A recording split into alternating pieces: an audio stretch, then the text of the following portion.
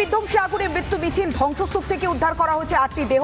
DG fire গিয়েছেন ঘটনাস্থলে, তারা নমুনা সংগ্রহ করছেন, পরিস্থিতি সরেজমিনে খতিয়ে দেখছেন। সরাসরি যাব সৈকতের কাছে। সৈকত, দেখো, এই মুহূর্তে ঘটনাস্থলে এসে পৌঁছেছেন ডিজি ফায়ার রণবীর কুমার এবং এডিজি ফায়ার।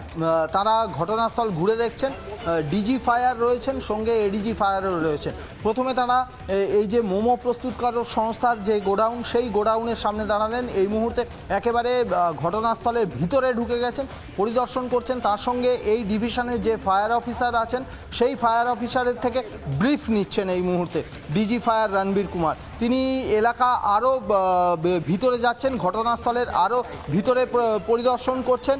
রিপাবলিক বাংলায় একেবারে গতকাল রাতের বেলায় আমরা যে পুড়ে যাওয়া বাড়ির দৃশ্য দেখিয়েছিলাম, একেবারে বাড়ির মধ্যে গিয়ে যে ভিজুয়াল দেখিয়েছিলাম, সেই বাড়ির সামনে থেকেই এই মুহূর্তে রণবীর কুমার তিনি গোটা ধ্বংসাবশেষ বা গোটা স্পট ভিজিট করছেন।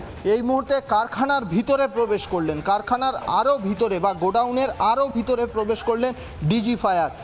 এই গোটা এলাকা যে ধ্বংসস্তূপে পরিণত হয়ে গেছে, ডিজি নিজে ঘুরে দেখছেন।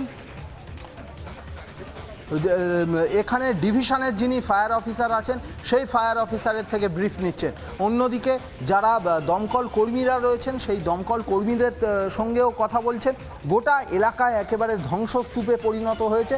সেই ধ্বংসস্তূপের মধ্যেই কিন্তু এই মুহূর্তে ডিজি ফায়ার তিনি পরিদর্শনে এসেছেন।